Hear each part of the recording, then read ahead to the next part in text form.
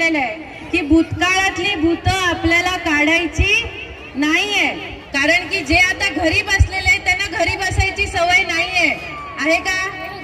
35 वर्ष नव्हती ना, आता घरी बसलेत, काहीतरी उपद्व्याप करणारच आहे. ज्यांना निवडून दिलंय त्या तुमच्या या लाडक्या बहिणीवर विश्वास ठेवा की वसईच्या हिताचंच काम हे माझ्या हातून होईल. RTI करून पैसे कमवायचे नाहीये, आपल्याला कोणाला ब्लॅकमेल करून पैसे कमवायचे आहेत का? आता वादळा खूप उठली आहेत ना, विरार पासून वसईपर्यंत, ज्याच्यामध्ये ज्यांचा संबंध नाही गोष्टींमध्ये सुद्धा खेचली जातात, ओढली जातात. पण मला तुमच्या निमित्ताने हे एकच सांगायचंय की मी विवेक पंडित आणि विद्युलता पंडितची मुलगी आहे. माझ्या रक्तात, अंगामध्ये विवेक पंडितचं रक्त आहे. कितीही तुम्ही टीका केली, ही माझं नाव पेपरमध्ये माझ्यावर टीका करा, न्यूज चॅनेल मध्ये टीका करा, मला त्यांनी काही फरक पडणार नाही. त्यामुळे लोकांच्या चुकीच्या अफवांना बळी पडू नका. इथे या भव्य दिव्य हळदी कुंकाचा कार्यक्रम ज्यांनी आयोजित केला असे प्रवीण दादा, नरेंद्र भाऊ, संगीताताई, कॅरल मॅडम आणि त्यांच्या या कार्यक्रमाला प्रमुख पाहुणे म्हणून इथे उपस्थित असलेले भारतीय जनता पक्षाचे वसई विरार जिल्ह्याचे अध्यक्ष महेंद्र भाऊ, प्रदेश मोर्चाच्या सचिव, महिला मोर्चाच्या सचिव अपर्णाताई, कांचनताई, विमलताई, सन्माननीय व्यासपीठ, इथे उपस्थित सर्व पत्रकार बंधू आणि मोठ्या संख्येने इथे उपस्थित असलेल्या माझ्या सर्व लाडक्या बहिणींनो, जरा एकदा हात वर करून आपण भारत माता की जय बोलूया. बोलणार ना सगळे? भारत माता की, भारत माता की, वंदे वंदे. खर तर हे आजचं जे व्यासपीठ आहे हे कुठच्या निवडणुकीच्या प्रचाराचं व्यासपीठ नाहीये. निवडणुका झाल्या, त्याचा रिझल्टही आला आणि आता जे आहे ते लांब आहे अजून. तर त्यामुळे हे व्यासपीठ आजचं जे आहे हे एका सामाजिक उपक्रमाचं व्यासपीठ आहे आणि मला आवडेल की आपण ज्या व्यासपीठावर बोलतो तेच बोललं पाहिजे, बरोबर ना? त्याच्यामुळे मी इथे कुठचाही प्रचार करायला आलेली नाहीये, कोणावरही टीका करायला आलेली नाहीये. आणि आपण जर बघितलं असेल तर गेल्या 2 महिन्यामध्ये किंवा निवडणुकीमध्ये सुद्धा आपण हेच म्हटलेलं आहे की भूतकाळातली भूत आपल्याला काढायची नाहीये. आपण काय करू शकतो ते आपल्याला करायचंय आणि गेल्या 2 महिन्यापासून आपण ते करतोय आणि पुढचे 5 वर्ष सुद्धा दिवस रात्र आपल्याला तेच करायचंय. आणि मला माहितीये की आपल्या हे सगळं करण्यामध्ये अडथळे घालणारी लोक खूप आहेत ना. आता धीरेंद्र दादा म्हणाले काम करतं कोण, क्रेडिट घेतं दुसरंच, पण घेऊ दे. शेवटी तुम्ही सगळ्यांचे डोळे आहेत की नाही? डोळे आहेत नक्की? किती आहेत? कान आहेत का? नक्की? किती जणांना डोळे आणि कान आहेत? हात वर करा. किती जणांना डोळे आणि कान आहेत? मग जे आपण बघतो त्यावर आपण विश्वास ठेवायचा की नाही? जे आपण ऐकतो त्यावर विश्वास ठेवायचा की नाही? आधी बघायचं, मग ऐकलेल्यावर विश्वास ठेवायचा. कारण की ऐकायला आपल्याला अफवा सुद्धा येतात, पण जे आपण बघतो तेच खरं असतं. म्हणून तुम्हाला मी सांगते, विनंती करते की आता पुढची काही वर्ष ही कठीण असणार आहेत, कारण की जे आता घरी बसलेले आहेत त्यांना घरी बसायची सवय नाहीये. आहे का? 35 वर्ष नव्हती ना, आता घरी बसलेत, काहीतरी उपद्व्याप करणारच आहे. त्यामुळे आपण आपल्या डोळ्यांवरती विश्वास ठेवा, आपण आपल्या कानांवरती विश्वास ठेवा आणि सगळ्यात मोठं तुम्ही ज्यांना निवडून दिलंय त्या तुमच्या या लाडक्या बहिणीवर विश्वास ठेवा की वसईच्या हिताचंच काम हे माझ्या हातून होईल आणि माझ्या सगळ्या कार्यकर्त्यांचं लोकांकडनं फक्त आणि फक्त हे वसईच्या हिताचंच काम आपण करणार आहोत। आपल्याला इथे आरटीआय करून पैसे कमवायचे नाहीये। कमवायचे आहेत का धीरेंद्र भाऊ, प्रवीण भाऊ? आपल्याला कोणाला ब्लॅकमेल करून पैसे कमवायचे आहेत का? नाही आहेत। इथे जे आहेत ते सगळे सक्षम आहेत त्यांचा उदरनिर्वाह करण्यासाठी, आणि ते इथे जे काम करतायत ते फक्त आणि फक्त लोकांच्या सेवेसाठी काम करतायत। त्यामुळे आणि भाजपाचा प्रत्येक पदाधिकारी हा देशहितासाठी आणि राष्ट्रहितासाठी बांधील आहे माझ्या बहिणींनो।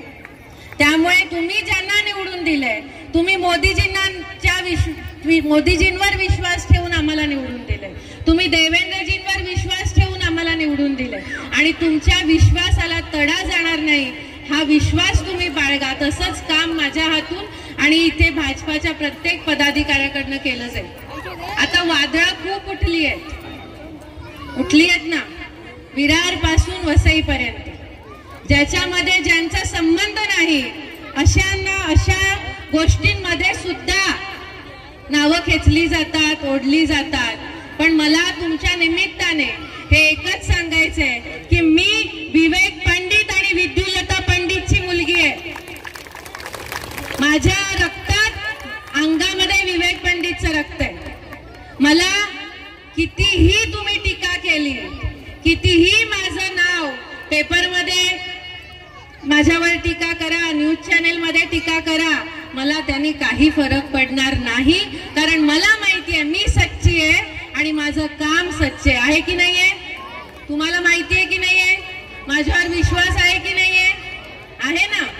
त्यामुळे लोकांच्या चुकीच्या अफवांना बळी पडू नका हे मी तुम्हाला एका याने सांगतेय। आणि आपण आज ज्या कार्यक्रमासाठी इथे आलेलो आहोत तो म्हणजे हळदी कुंकवाचा कार्यक्रम। हळदी कुंकू झालं तुमचं? माझी वाट बघताय?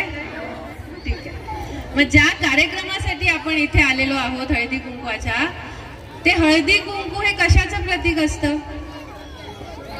कशाचं प्रतीक असतं? जरा आवाज नाही येते। हा, सौभाग्याचं प्रतीक असतं। मग मला सांगा, कोविड होऊन गेला ना 20 मध्ये, हा किती जणांना आपल्यातला कोरोना कोविड झाला होता? हात वर करा। झाला होता का? मला पण झालेला। घाबरताय कशाला? हात वर करा ना। चांगले, खूप कमी लोकांना झाला होता, पण आपण सगळेजण आज इथे सही सलामत आहोत। ह्याचं कारण काय आहे? आपण काय दिवस रात्र कोविड मध्ये पीत होतो बरं? दुधात घालून, पाण्यात घालून, काय काय हा, हळद नक्की प्याली तुम्ही सगळ्यांनी? पाण्यात घालून गुळण्या केल्या, पाणी पिलं हळदीचं, दूध प्याला हळदीचं, भाजी कापता कापता किती जणांचं बोट कापता? हात वर करा। मग काय करता तुम्ही? हा, हळद लावता का? हळद लावता कारण हळद लावली की रक्त थांबतं। म्हणजेच हळद प्याली की आपली रोगप्रतिकारक शक्ती वाढते, हळद जखमेवर लावली की आपलं रक्त थांबतं। याचाच अर्थ हळद ही आरोग्यवर्धक आहे, आरोग्यासाठी चांगली आहे। म्हणजे हळद हे आरोग्याचं प्रतीक आहे की नाही? हो की नाही? आवाज नाही ते। हळद हे आरोग्याचं प्रतीक आहे की नाही? तसंच कुंकू, आपण जुन्या काळामध्ये जाऊ, जेव्हा राजे महाराजे लढाईसाठी जायचे त्यावेळेला त्यांच्या राण्या त्यांना कुंकवाचा टिळक करायच्या ना? आताही आपले सैनिक जेव्हा लढायला जातात सीमेवर तेव्हा त्यांची आई, पत्नी, बहीण त्यांना कुंकवाचा टिळक करते। आपल्या भावाला आपण रक्षाबंधनला राखी बांधतो आणि कुंकू लावतो की माझी रक्षा कर, तुझ्या अंगात इतकी ताकद येऊ दे की तू माझी रक्षा करण्यासाठी समर्थ हो। आपली मुलं जेव्हा शाळेमध्ये परीक्षा द्यायला जातात, मग ते मुलं असतील मुली असतील, जेव्हा नोकरीचा पहिला दिवस असतो त्यावेळेला आपण प्रत्येकाला कुंकू लावत असतो। का लावत असतो? कारण त्यांच्यामध्ये शौर्य येऊ दे, त्यांच्यामध्ये ताकद येऊ दे, ते जिथे जिथे जातील तिथे तिथे त्यांनी विजयश्री खेचून येऊ दे, त्यांना विजय प्राप्त होऊ दे। म्हणजेच कुंकू हे विजयाचं प्रतीक आहे, कुंकू हे शौर्याचं प्रतीक आहे की नाही आहे? हो की नाही? मग आता मला सांगा, कुंकू फक्त सौभाग्याचंच प्रतीक आहे का? नाहीये ना. कुंकू शौर्याचं प्रतीक आहे, हळद ही आरोग्याचं प्रतीक आहे. मग या हळद आणि कुंकुवावर फक्त सद्वा महिलांचाच अधिकार आहे का माझ्या बहिणींनो? या हळद आणि कुंकावर सगळ्यात जास्त जर कोणाचा अधिकार असेल तर तो माझ्या विधवा बहिणीचा अधिकार आहे. कारण एखादी महिला जेव्हा विधवा होते त्यावेळेला तिच्या जीवनाचा आधार गेलेला असतो. तिला गरज असते शौर्याने, ताकदीने या समाजामध्ये उभं राहण्याची. तिला गरज असते तिच्या मुलांची काळजी घेण्याची, तिच्या सासू सासऱ्यांची काळजी घेण्याची. तिच्या संपूर्ण कुटुंबाची जबाबदारी ही त्या महिलेच्या खांद्यावर आलेली असते. मग तिचं आरोग्य चांगलं राहिलं पाहिजे की नको? तिला शौर्य, तिला अंगात ताकद आली पाहिजे की नको? हो की नाही? मग हळदी कुंकवावर फक्त सद्वांचा नाही तर विधवांचा सुद्धा तेवढा समान अधिकार आहे. आणि ही गोष्ट जेव्हा आपण एक महिला म्हणून समजू आणि त्या दुसऱ्या महिलेला, त्या विधवा महिलेला जेव्हा आपण सन्मान देऊ, तेव्हाच खऱ्या अर्थाने आपण एक महिला म्हणून आपलं जीवन आपलं कृतार्थ होऊ. आणि ह्या छोट्या छोट्या गोष्टी असतात, पण ह्या आपल्यापासून आपण सुरुवात करावी लागते. म्हणून या कार्यक्रमाच्या निमित्ताने मला तुम्हाला एकच सगळ्यांना विनंती करायची आहे की समाजामध्ये, विचारामध्ये जर बदल करायचा असेल तर तो आपल्यापासून करावा लागतो. म्हणून जिथे कुठे पुढच्या वर्षी हळदी कुंकवाचे कार्यक्रम कराल तिथे विधवा आपल्या बहिणीला, आईला, आपल्या घरात कोणी कुटुंबात असेल, आपल्या आजूबाजूला कोणी असेल तर सगळ्यात आधी पहिलं निमंत्रण त्यांना द्या, त्यांना तो सन्मान द्या आणि मग आपल्याला सन्मान द्या. तशीच आणखीन एक गोष्ट आहे, एखादी विधवा महिला असेल, तिच्या मुलाचं किंवा मुलीचं लग्न असेल तर तिला हळद लावता येते का त्या मुलाला किंवा मुलीला? येते? नाहीये. मात्र जी आई त्या मुलाला किंवा मुलीला 9 महिने पोटात वाढवते, तिला जन्म देते, त्याला मोठं करते, लग्न होईपर्यंत मोठं करते, त्या आईने जर त्या मुलाला किंवा मुलीला हळद लावली तर त्याचं अशुभ होऊ शकतं का? कोणतीही आई आपल्या मुलाचं कधी पेट चिंतू शकेल का? मग का नाही तिला हळदी लावू देत आपण? हा विचार आपण सगळ्यांनी केला पाहिजे आणि तो कुठेतरी त्यामध्ये बदल झाला पाहिजे, परिवर्तन झालं पाहिजे. परिवर्तन फक्त राजकीय सत्तेमध्ये येऊन चालत नाही. परिवर्तन आपल्याला आपल्या विचारांमध्ये सुद्धा आणावं लागतं. बदल आपल्याला आपल्या विचारांमध्ये आणावा लागतो. आपल्या घरापासून आपल्याला सुरुवात करावी लागते. त्यामुळे तुम्हाला सगळ्यांना मी विनंती करते की आजपासनं ह्या बदलाची सुरुवात आपण करूया. जिथे जिथे आपण जाऊ तिथे तिथे जितकं आपल्याला शक्य होईल तितका सगळ्या महिलांना एक सारखा सन्मान कसा देता येईल आपल्याला ते प्रयत्न करूया. आणि तुम्हाला पुन्हा एकदा मी इथे उपस्थित राहून तुमच्या सगळ्यांचे मी धन्यवाद मानते की तुम्ही इतक्या मोठ्या संख्येने इथे आलात आणि हे जे सगळे इथे खंबीर कार्यकर्ते उभे आहेत, धीरेंद्र भाऊ, प्रवीण भाऊ, संगीताताई, कॅरेल ताई, या सगळ्यांच्या पाठीमागे असंच खंबीरपणे उभा राहा. जसं परिवर्तन विधानसभेत आपण घडवलं तसंच महानगरपालिकेमध्ये सुद्धा आपल्याला घडवायचं आहे.